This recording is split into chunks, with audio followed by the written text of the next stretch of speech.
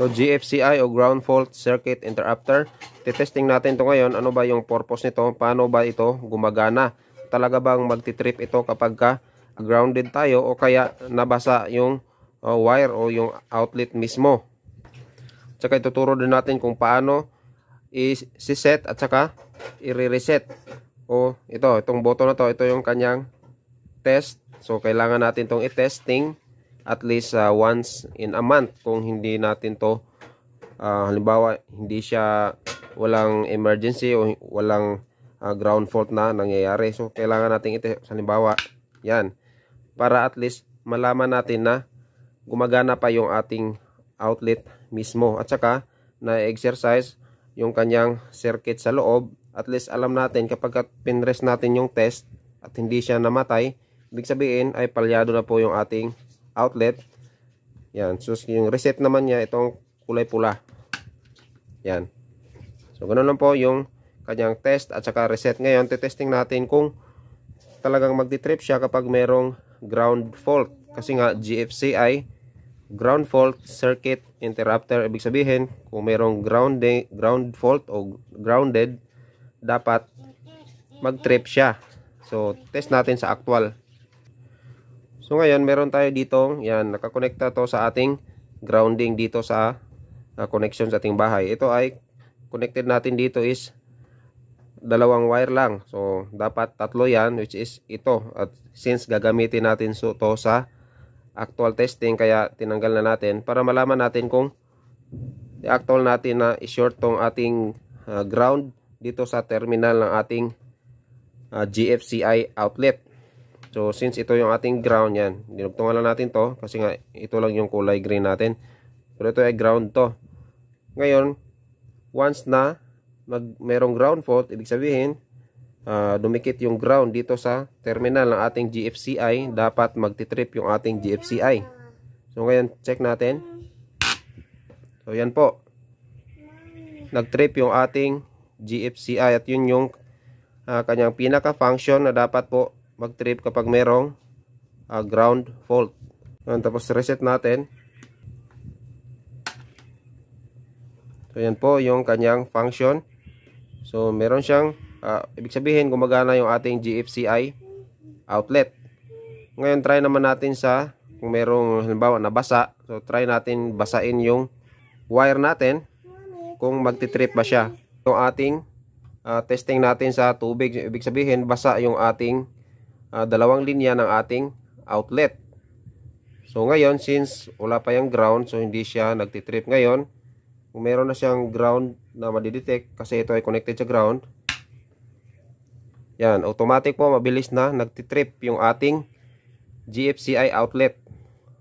So ganun po ka importante at safety ang isang GFCI outlet, especially kung malapit sa mga water source yung inyong paglalagyan. Ito ay karaniwang ginagamit sa mga toilets, mga CR, mga lababo o kaya mga garahe. Ganyan. Basta po malapit sa mga water source, yan po ang karaniwan na paggagamitan ng mga GFCI.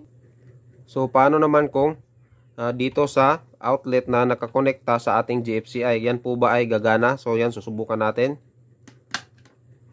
So yan, ito ay nakakonect ngayon sa GFCI natin. So meron yang line side at saka load side. So nilagay natin sa load side yung outlet na to. So try natin kung gagana ba siya. So yan, gumagana pa rin po yung non-GFCI na outlet. So magpa-function pa rin siya na parang GFCI kapag ka nilagay nyo sa load side ng ating GFCI.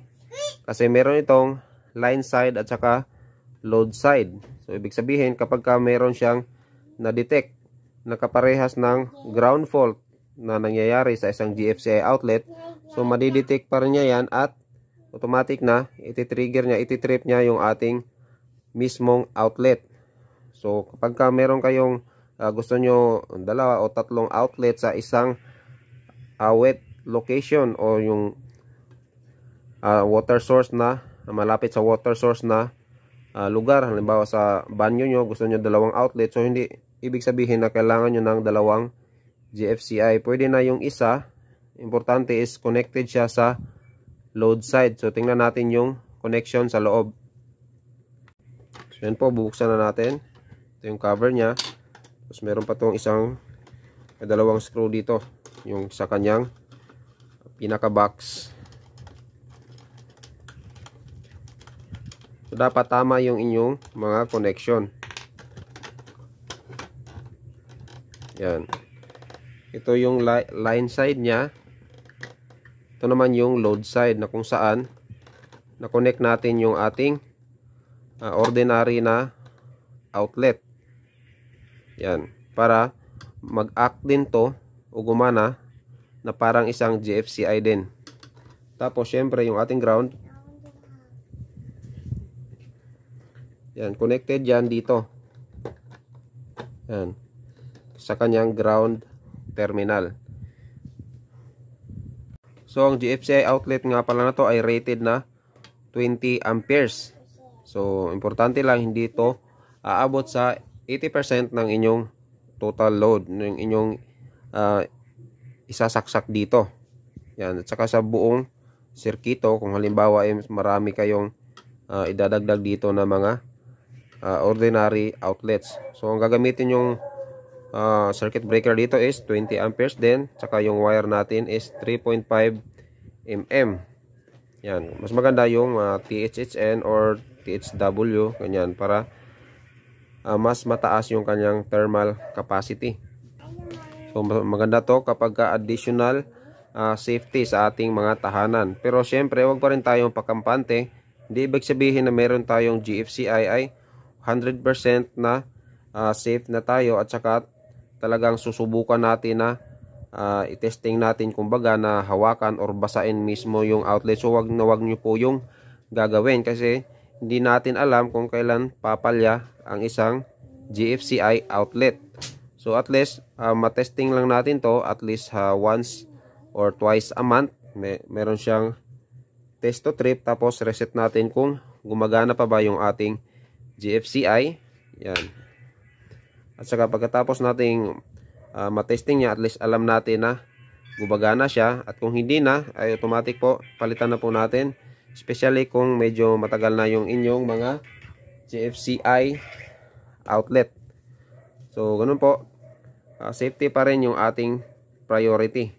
So kung meron kayong mga katanungan, paki-comment lang po sa ating comment section, at saka paki-subscribe po sa ating munting channel. Muli, ito ang Local Electrician. Maraming salamat po sa panonood. Yan, reset natin.